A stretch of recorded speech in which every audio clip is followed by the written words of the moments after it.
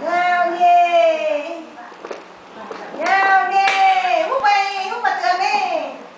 Ok, đi nào. Lui lại. Đừng tháo, đừng tháo. Đừng tháo đâu, Khôi đâu nhỉ? Bạn Khôi đâu con? Bạn Khôi đâu? Chỉ Khôi đâu.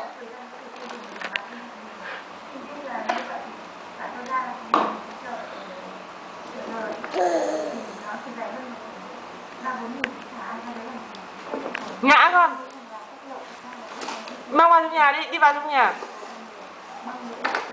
Tôi đi vào trong nhà đi, đi vào nhà bật điều hòa. Đi vào nhà bật điều hòa nhanh lên.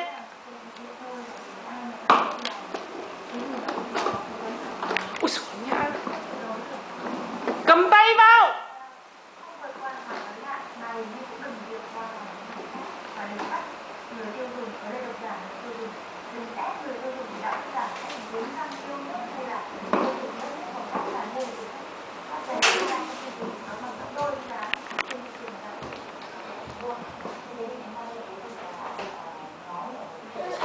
Ra đây nhanh em.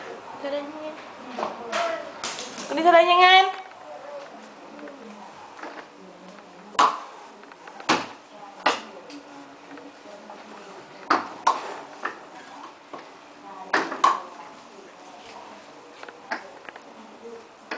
Chào bố nào. Vẫy tay chào bố nhanh em.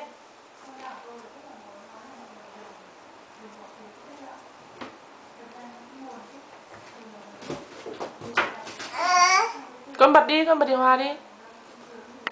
Điều hòa chỗ nào? Thế con bật đi.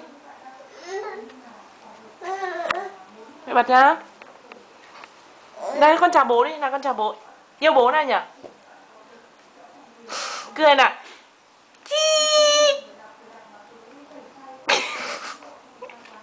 Cười xinh trai nào nhanh em.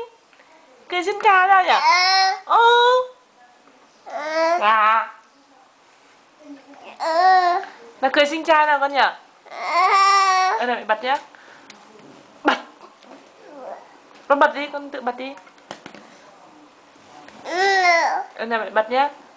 Bật.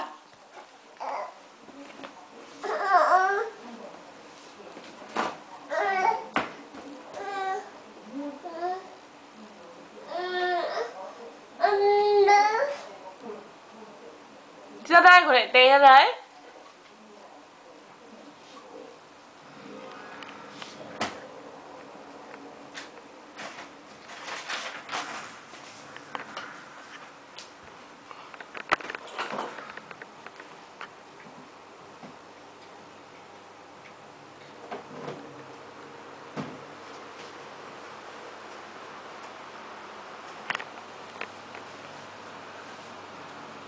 Này này này.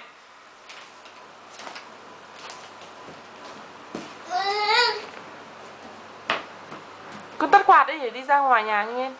Tắt quạt đi. Tắt đi để đi ra ngoài nhanh em.